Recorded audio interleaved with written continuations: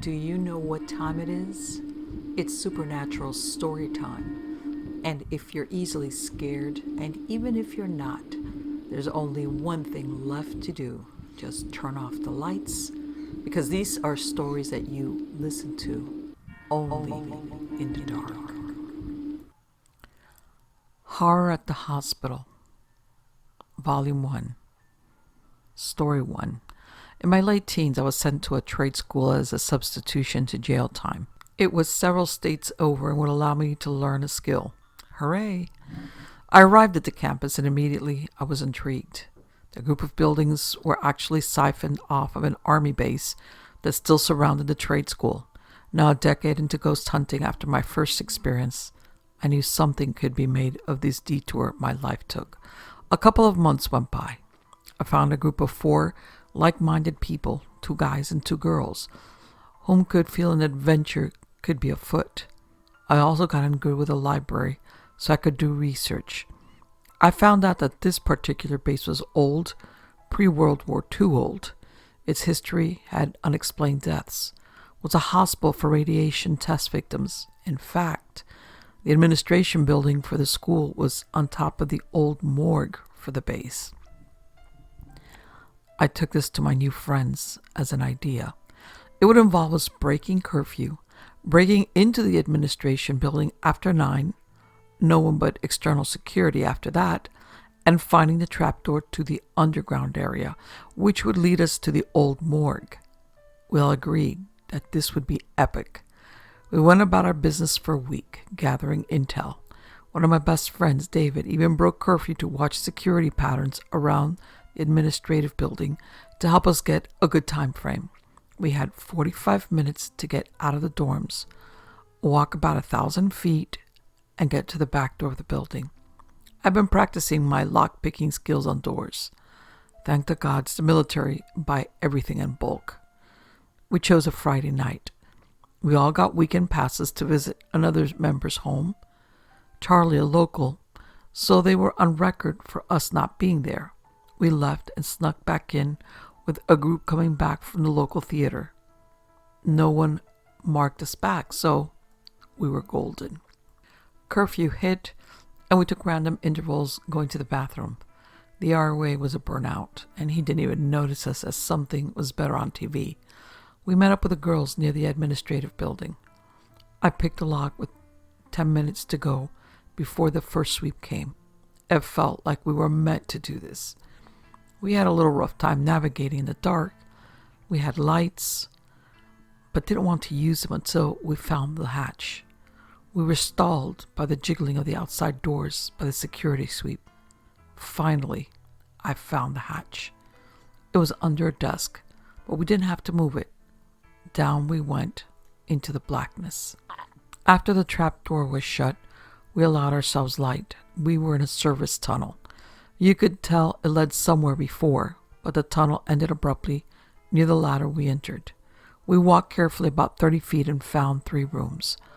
There was nothing in any of them as far as furniture.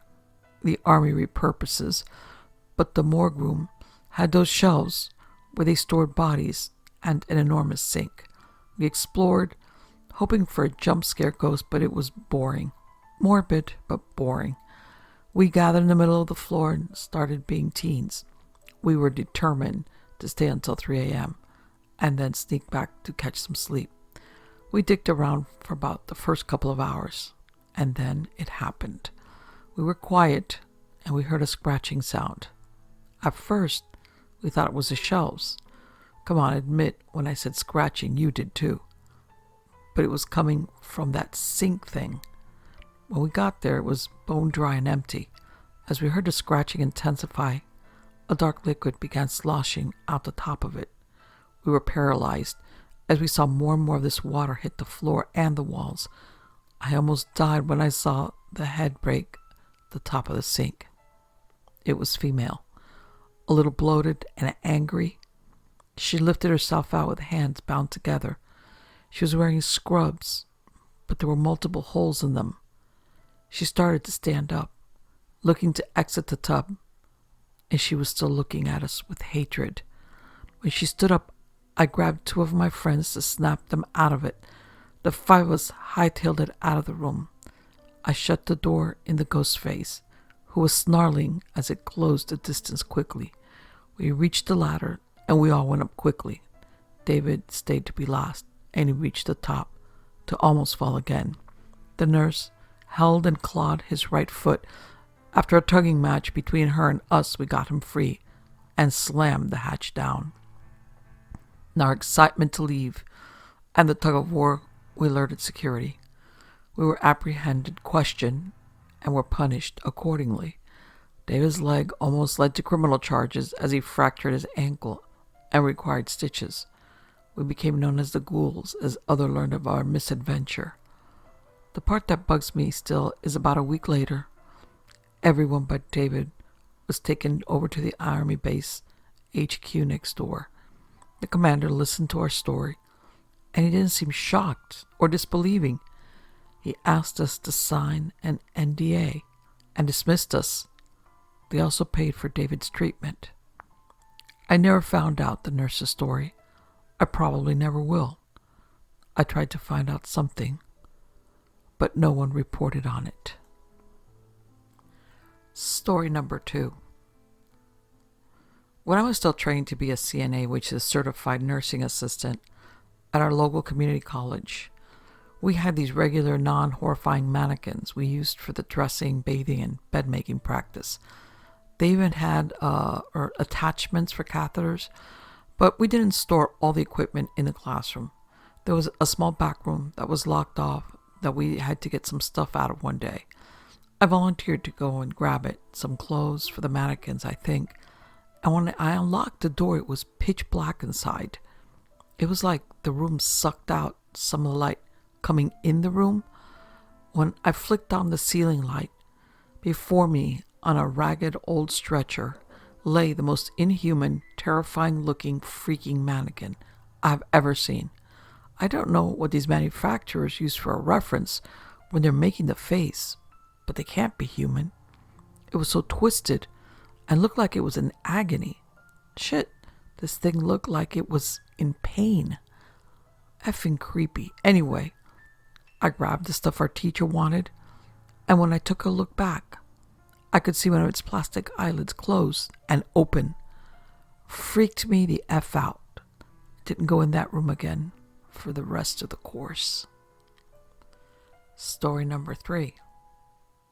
I worked in a hospital as a CNA for over 2 years. Every time a patient would mention having a dream about a cat, they would code within 24 hours.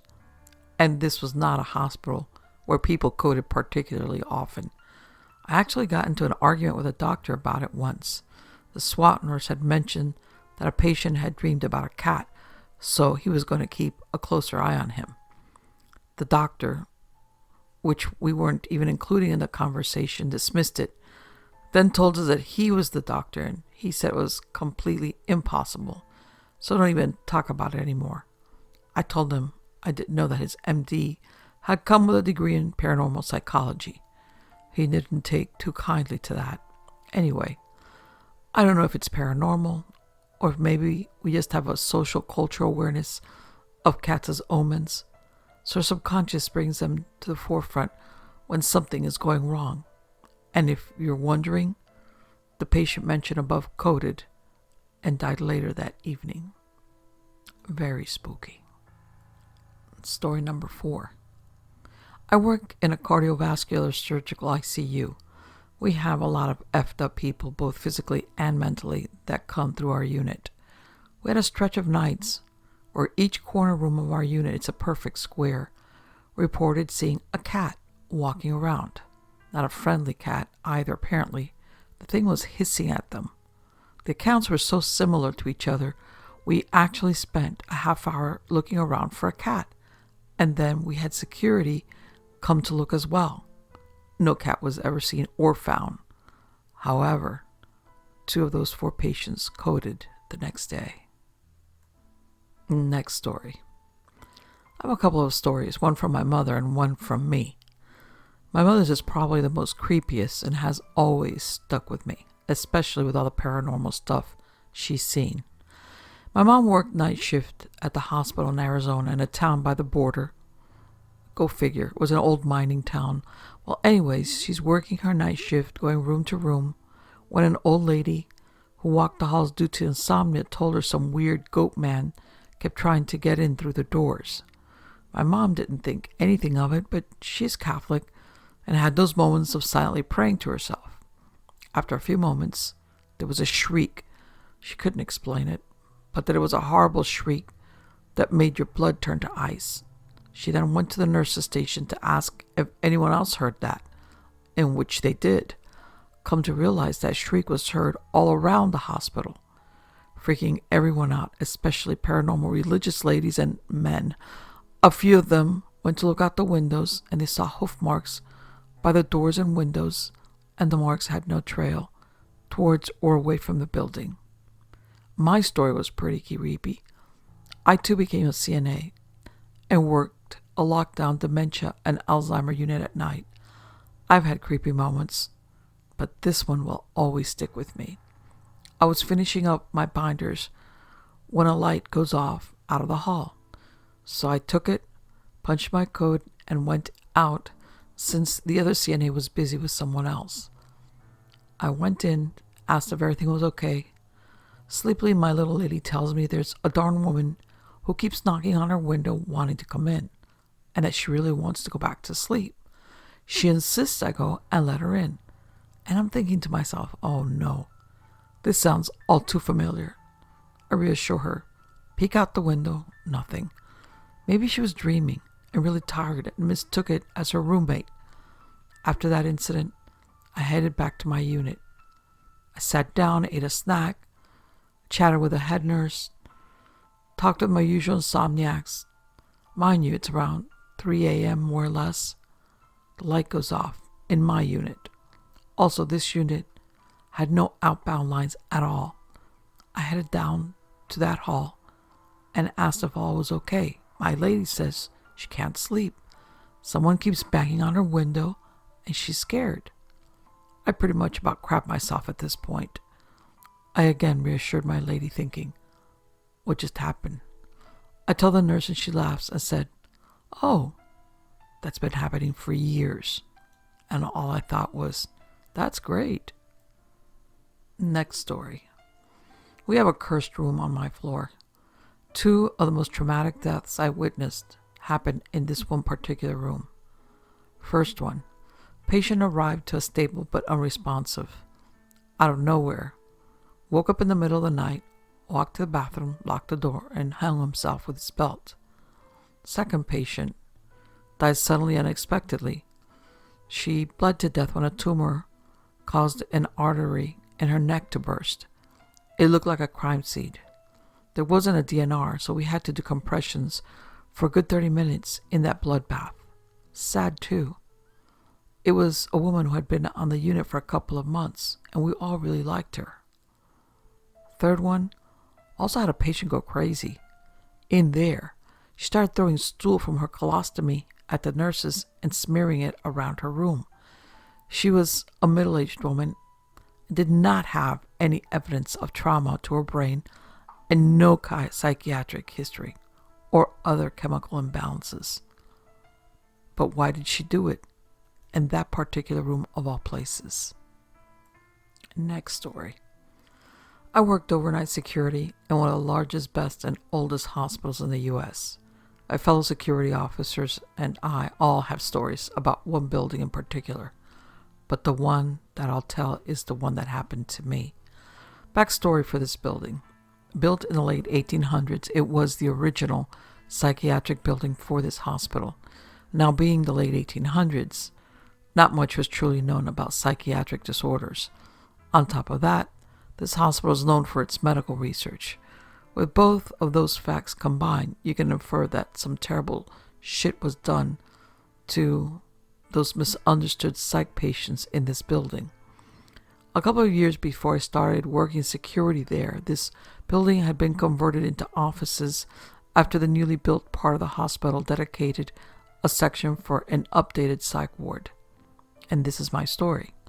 My rounds for that night happened to include said building. At night, this building was empty, due to recently being converted into offices and the drones who worked there wanting to leave promptly at 1700 hours, if not earlier. In some of their haste, they left their office doors unlocked, which is a big no-no due to medical information being located in their offices.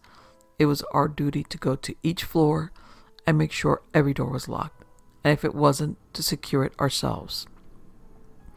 I did my initial sweep of the building to make sure it was clear, nobody in the building, and proceeded to do my door checks. The hallways were pretty narrow, so I could check both sides of the hallway's doors at once. At the end of this hallway, there was 2 sets of doors you had to go through to reach the final office, which was at a dead end. Everything was secure. Awesome. Time for the next floor. I exited the 2 sets of doors from the dead-end office and stood absolutely frozen from what I saw. Every door ajar, set perfectly so their own weight wouldn't cause them to shut again, and one wheelchair at the end of said hallway facing towards the steps. I heard other security officers outright reject that set of rounds due to strange stuff happening there, but I laughed it off until that night happened. Never took those rounds again. Second story. The old children's ICU is currently under construction to be turned into medical labs, so we have to patrol the area, once again to make sure the area is secure or to report if the contractor or foreman stayed to plan for the next day. When patrolling this area, several security officers have reported seeing a single white male child around the age of 5 or 7 with short brown hair. Just think of 1990s bowl cut. I personally dismissed this. This was before the psych ward incident, as a tall tale told with the intent to scare me because I was new at the time. I got that building patrol one night, and a foreman who stayed late called security and asked for a security officer to come up because a kid locked himself in a room, and I don't want him to get hurt with all the open wires in there, or something to that effect. I unlocked the door for him, looked in what could only be a 10 by 8 room for about 10 minutes, no kid, called it in as a false alarm, and finished my patrol. Third story that happened to me. I had a special detail, aka babysitting, a violent psych patient, along with another security officer. He woke up in the middle of the night, recognized the other officer, and said hello. Saw me and immediately started screaming at me not to hurt him. Now, I'm a rather large gentleman at 6'2" and 250 pounds, but I try not to make myself too intimidating around psych patients so as not to escalate the situation. Well, he kept screaming for me not to hurt him, and he said if I promised not to, he would make something good happen for me. I promised. He calmed down, went back to sleep, and I forgot about it. Next day, I got a permanent set of rounds and a pretty good promotion. Easily a coincidence, but interesting nonetheless. And then my fourth and final story as a security guard.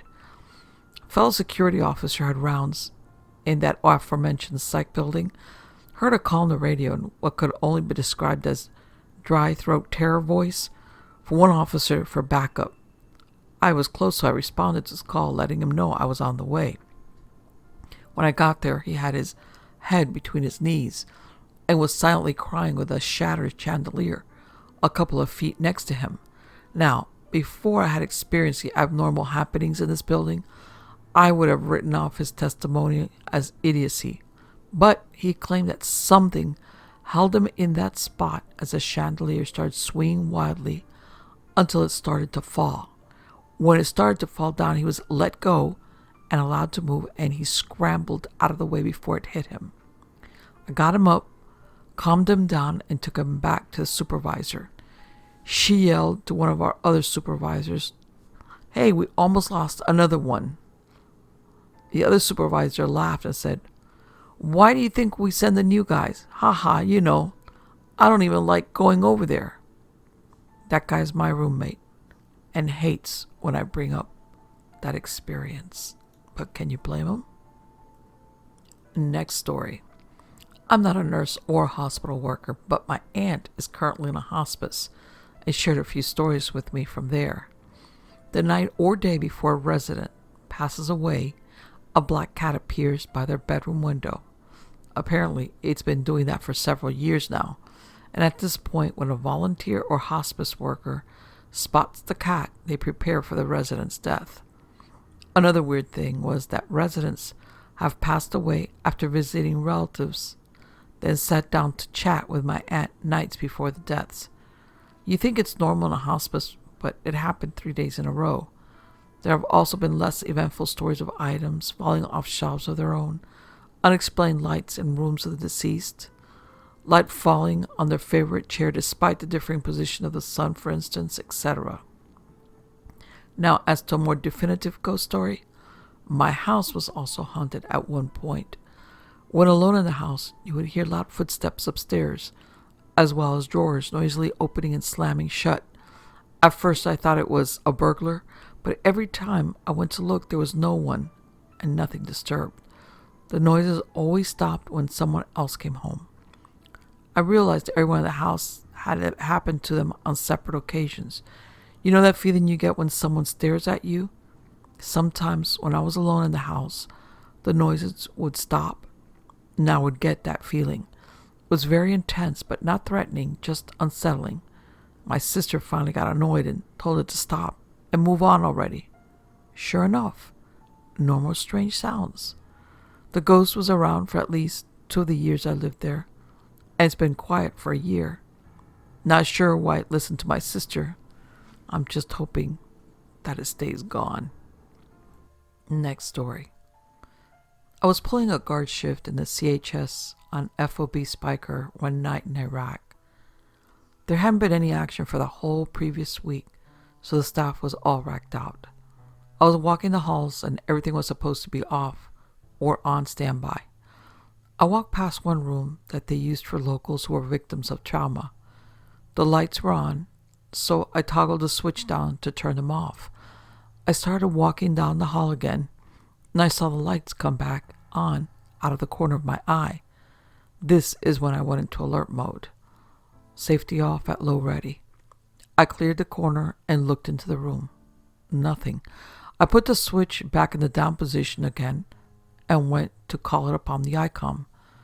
The radio was on the fritz, so I began walking back to the CQ desk to report it in person. The lights turned back on. At this point, I'm a little on edge. I can't radio in for help. There's nobody on this side of the compound that would hear me yell, and the light switch position keeps changing when the lights go back on. Keep in mind that I'm on a forward operating base in a combat zone.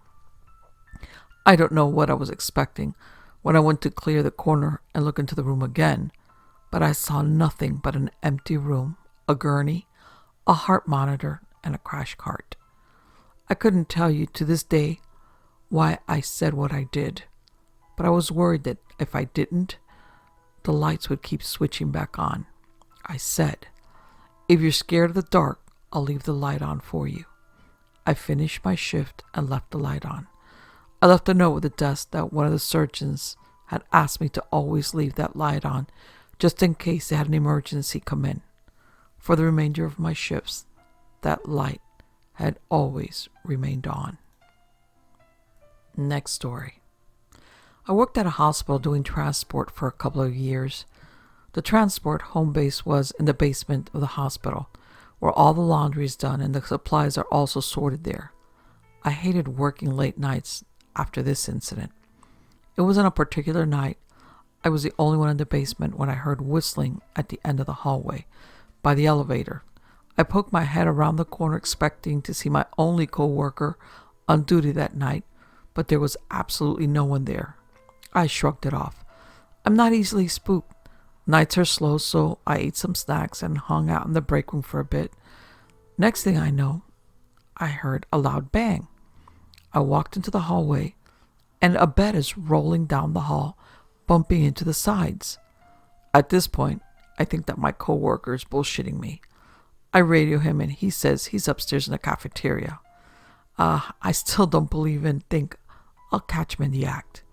I walk past the laundry room and the machine starts. I pop my head in there expecting to find him, but it's completely empty. Okay. Start to get a little nervous. I walked into the laundry room and the machines completely stopped.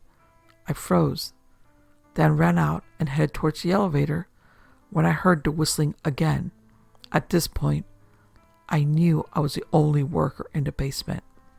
So I'm standing there waiting for the elevator. Things started falling off the shelves down the hall. Boxes of gloves, tissues, packages of tubes. I was literally standing there watching them fall off one by one at the opposite end of the hallway. I shit you not, my entire body broke out in goosebumps. My hair stood on end, and I had the strong gut feeling I was being watched, and I was not alone. As I was getting into the elevator, I felt what looked like someone brushing my arm. Went upstairs and found my co-worker in the cafeteria. I freaked out to him. I got the F out of there and transferred soon after that. The creepy thing to add to this is that I usually whistle mindlessly to myself at work. It was almost as if the spirit or whatever it was mimicking me. Then, when I transferred to the operating room soon after that, I was part of an emergency C-section where a baby was lost. My co-workers and I occasionally hear babies' cries in the hallways at night. The security workers have also witnessed crazy things. But that's another story altogether. Next story. I cared for an elderly woman with no family who came to us when her husband died. She didn't speak often, but when she did, it was usually just words that made no sense together. I felt bad for her because ever since she had arrived, many of the residents that she enjoyed spending time with died, and this was in a very short time span. She put up a picture of each of them next to her pictures of her husband and several others who were probably family, I imagine just to remember them. I had always felt sorry for her and showed her some extra attention, and we became close. It just seemed so unfair that she had such luck and kept losing people that she cared about. One day she looked at me and said plain as day, "Sweetie, I think I'm done now," and handed me a picture. It was a picture of me, and I smiled because it touched my heart that I was that important to her. She passed nearly a week later, and I cried for days. It really hit me hard. She knew it was the end for her, and she said goodbye as best she could. A little less than 2 years later, I was talking with a colleague, and she came up in conversation. My colleague referred to her as that crazy bitch, which seemed very out of character for her, and it shocked and offended me deeply. I expressed this to her not so nicely, and she looked at me with a shocked look and said, "Oh dear, you don't know?" And then she explained something to me that I hadn't known. As it turned out, it came out that sometime after she had passed, that she had killed her husband by poisoning him, and that there was an investigation because it appeared that she had a ritual of befriending someone, obtaining a picture of them, and hiding the picture until she could kill them, usually by poisoning, and then displaying the picture as a sort of trophy. It was suspected that this may have been the reason for the spike in mortality rate during her stay and the considerable number of photos in her collection. The last I heard, the old family photos weren't any relation to her at all, and the police were trying to ID the individuals and compare them to several cold cases. Next story. I'm a CNA, been working a night shift at hospitals for about 7 years now. One day I came into work, actually it was night, and Jen, one of the nurses, told me and my other co-worker, named Jay, the creepiest thing had happened a few hours earlier. A patient had passed on in one of the rooms abruptly. The room was cleaned and was quickly occupied by another patient who had coded, was pronounced dead, but was resuscitated. Soon after being admitted in his room, he complained to the nurse, "I can't be in here. This man won't stop looking at me. He's really worried about his dog. His dog doesn't know that he's dead." She had assumed that he was just seeing things and said, "Oh yeah? What does he look like?" He described the deceased patient perfectly.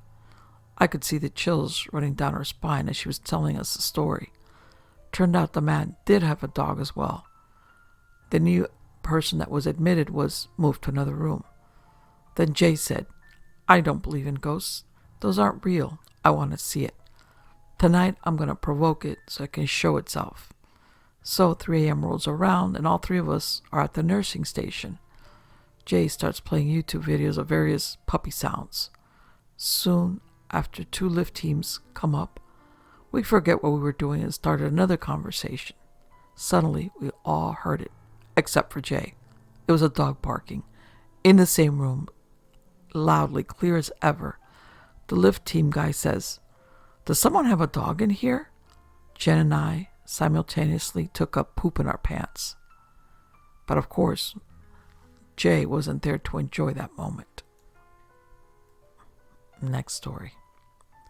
My mom used to be an RN at a hospital in a small western town. This hospital was connected to a senior living home, and at night, the RN watched over both sides of the building, the hospital and the living home. She was usually the overnight RN and would have either 1 or 2 CNAs working as well.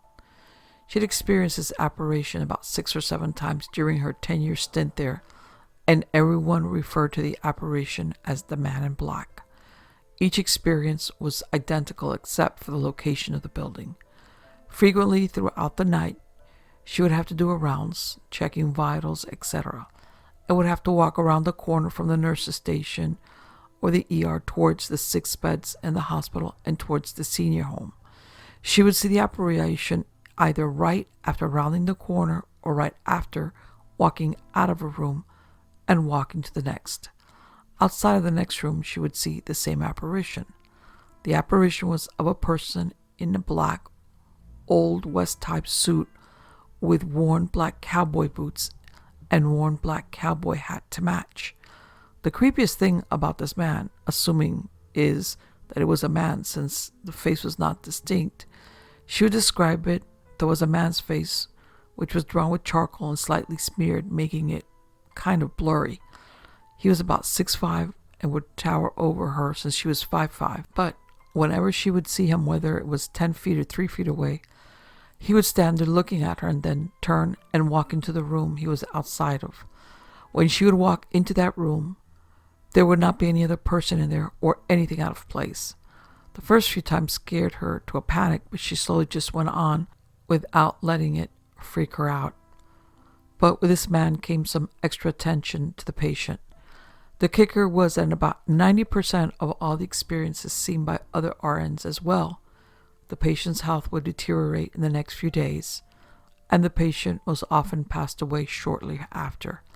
So whenever the overnight RN saw the Man in Black, extra precautions would be taken with that patient. Another weird thing about the apparition is that it was also seen by just the RN. Not a single CNA had personally seen the apparition. My mom always said that he knew who would be able to help me the most at the time. I, on the other hand, took it as a complete opposite. I always thought that it was almost to mock the RNs because he would let them know that something was going to happen, but they could not do anything about it. Even though I am not an RN, in order to see him, it still creeps me out every time I walk down the halls, and she points out where she had seen the apparition of the Man in Black. Next story. Well, I'm a paramedic, a former paramedic who plays EMT on the weekends, and this is my story. I always thought that if I were to experience something weird at work, it'd be in any one of the ambulances that I've used on account of all the souls that pass through.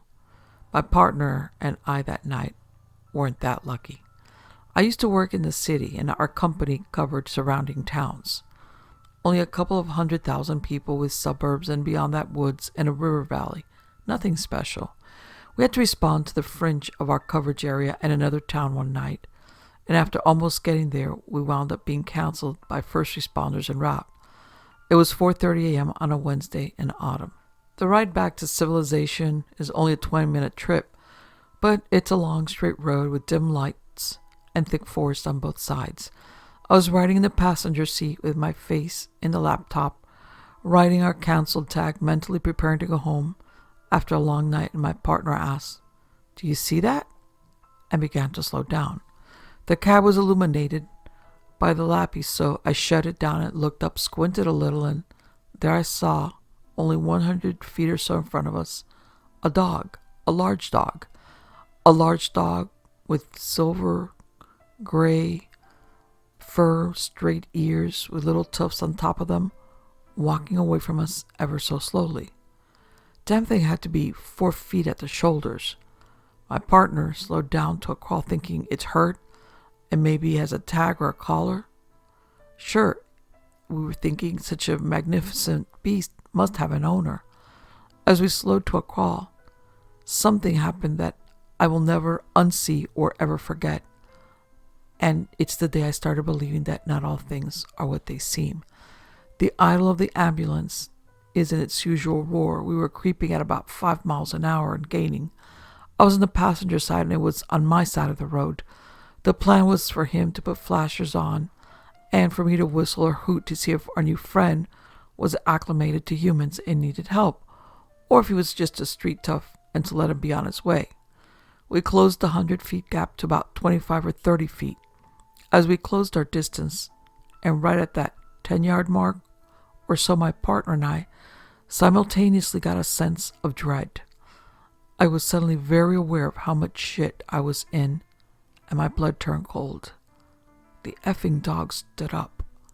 My view of this was from behind, and the bastard's shoulders would put Vince Wilforks to shame. It was a massive animal. My partner stopped the truck. The beast cocked its head to the side ever so slightly, to the left, revealing a single yellow eye shine, then turned to my side, which was the right side of the woods, and bolted. It was over as soon as it started. The thing that had always bothered me, though, is that little head tilt. I got the sense of dread before he stood up. It was almost telekinetic, if that makes any sense. I just got this feeling like, I know you mean well, move on, and I was never here. Then it vanished. I've seen many canines stand on their hind legs. I've never seen a hellhound spirit with precision over a guardrail and brush that dicked with my head other than that night. After a lot of research, I came upon the legend of the Michigan Dogman and the Beast of Bray Road. The only problem is that I live in southern New England, and we're not known for our Bigfoot sightings or wacky cryptozoological stories. I don't know what I believe in, and it's certainly not werewolves, but I totally saw something that really, really, really looked like a werewolf just that one time. Next story. I worked for a short time as an EMT, and I spent most of my time with transfers. I had a regular who was an older woman that I took to a dialysis center across town frequently. One day she was being moved and I was in the back with her. She looked under the weather, so I asked what was wrong, and she said a man in purple had been visiting her. I asked if he was a relative or a tech, and she shook her head. She said the man would sit next to her during dialysis and stroke her hair. Thinking this was strange, I asked the center techs about such a person, and no one had seen or remembered such a person. Visitors weren't really a thing at this center anyway, so I assumed the patient was imagining it. Well, one day, we're actually heading to pick her up. On the way into the parking lot, I see through the window something that chilled my heart to think about. It sent shivers up my spine at the time, too, like I immediately recognized it. But I swear to God, I saw a man in purple scrubs standing in one of the big windows watching us drive in. And when we pulled out of sight to go to the pickup door, we walked into a bunch of techs rushing to my transfer patient. The woman had just suffered a heart attack, and we were unable to revive her even at the hospital she was rushed to. None of the techs in that place wore purple scrubs. Next story. A hospital I used to work at had a geriatric unit. One night I floated to help out. Was told that the patients were placed in a certain room at the end of the hall and that they would all have the same hallucination. It was of a tall man in a suit and another of a baby in a baby carriage sitting outside the room. On my unit, a general med, a patient had passed in a room the previous evening and was now empty. The call light for that room kept going off all night, even after unplugging it from the wall, until finally we went in the room and said, "Can I help you?" My unit was shaped like a plus sign with a nurse's station at the center.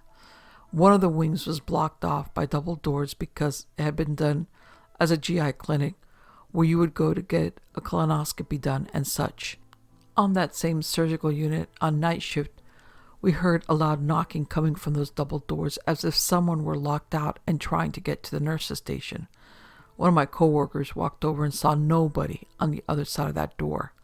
All the lights were turned off, and it kept happening. Bang, bang, bang. We even called the security guard to come up and investigate because we were so spooked, but there was nobody there. Sometimes I'd have to go through the empty GI clinic as a way to get to another elevator or area of the hospital, and occasionally I would walk into strong clouds of perfume in the empty vacant hallway, which nobody would have walked through for some time. It spooked me every time it happened. That hospital has been around since the 1930s, and after working there, I am a firm believer in ghosts and the supernatural. Next story. I work at a hospital in the Twin Cities metro area. On the 3rd floor, there's a room that is haunted by the ghost of a former nurse. She appears in a white skirt and cap. As far as I have been told, she sometimes does not have a face. She appears most often when there's a male patient who mistreats the nursing staff, usually in a misogynistic way. She has also been known to appear when the patient is a woman who's undergoing a mastectomy. She is only seen at night, and as of now, I have yet to see her. But I think I have felt her and seen her handiwork as I have been in the room and it's gotten unusually cold, or have ambulated that room's patient in the middle of the night and come back to find the bed pristinely made up, and when asked, no one has taken credit for making the bed, nor even venturing down the hall. Patients have been woken up and startled by her. The TV has been turned on and off. The call light will go off sometimes when the room is empty, promptly at 3:17 a.m. Just lots of weird things always happen in that one room in particular. Next story. I've worked in a hospital for almost 7 years, and I've seen life leave people's bodies and felt a presence or a connection with people, but I've only had one experience that truly terrified me. I used to work nights, thinking about a large dark hospital full of quiet sleeping people is kind of creepy, but I never felt that way. My job was to wake people up and draw their blood. I know I'm super popular at the hospital. There's always been a wing of the hospital that makes me uneasy. I'm an amazingly upbeat person. I love my job and the patients. But the minute I walked into that wing, I'm uneasy, and something makes me look over my shoulder and want to leave. So one morning, about 3 a.m, I go onto this wing to stick a patient, and I start feeling queasy. I walked into the patient's room, not knocking because it's so late. The lights are all off, and I see someone standing in the far corner away from me. I'm immediately taken aback, but quickly think it's a nurse hanging blood or something. I look at the figure and ask, "Do you need me to come back?" No response. It turned towards the corner and just stands there with its back to me. My whole body is on edge, and I have never felt so scared in my life. I knew without a doubt it wasn't a nurse. I backed out of the room and walked towards the nurse's station. I just leaned against the wall trying to catch my breath. A nurse asked me if I was going to be sick. I had to go back into the patient's room and draw her blood. This time I turned on the lights before I even stepped in. Of course, no one was there except for the sleeping old lady. I quickly drew her blood, trying to ignore the sinking feeling that I had. I hate that wing, and that room will forever give me the tingles when I have to go in it. It's been years, but I won't forget it. Not now or ever. Next story. For the last 4 years, I've worked summers and weekends at a nursing home in my hometown. 2 years ago, we had a married couple in their 90s. He was 95, she was 96. I always found them adorable. They spent their entire days together, and it was clear to me from the first day I met them just how much they cared for and depended on one another. She always waited for him at the table so they could have breakfast together, and made sure the staff made his coffee the way he liked it. They slept in separate rooms because he was suffering from relatively mild dementia and would occasionally get up during the night confused which disturbed her sleep. Yet, they would always end the day sitting in her room, drinking tea and talking before we helped him to his room to go to sleep. A few months after celebrating their iron anniversary, which is 70 years, the husband died. It wasn't really unexpected, as he had been sick for a few weeks, and the nurses knew he wouldn't recover. 2 weeks later, his wife got weaker and mostly stayed in her bed. Now, she was not demented at all. At times, she seemed brighter than me. She'd kick my ass at crosswords, which is why something that happened while she was on her deathbed creeped me the F out. I was in her room, helping her adjust her blankets near the end of my shift, which was around 10 p.m. She'd been sleeping before I came in to check on her, so the room was dark. She had complained about being cold, so I closed and locked the window. As usual, we were making small talk when suddenly she went silent, looked towards the door and said, "John," which was her husband's name. "John, is that you?" "No, John, wait." Then the door to her room slammed shut at tremendous force. I honestly do not believe in ghosts or anything similar. I'm not a very spiritual person, yet that terrified the shit out of me. I just closed her window, and all the doors in the nursing home automatically close and lock at 8 p.m. There's no way it was the wind. I only worked with 4 other people that night, all of whom were in the staff room at the time. All other patients who might have been able to walk around on their own were sleeping. There was literally no one nearby. She barely seemed to notice, not even jumping from the loud noise the door made, and told me, "It's okay. You can leave now. Good night." She died 2 days later in her sleep. I barely tell anyone about this because I never thought anyone would believe me. And because to this day I don't understand what happened. It creeps me out.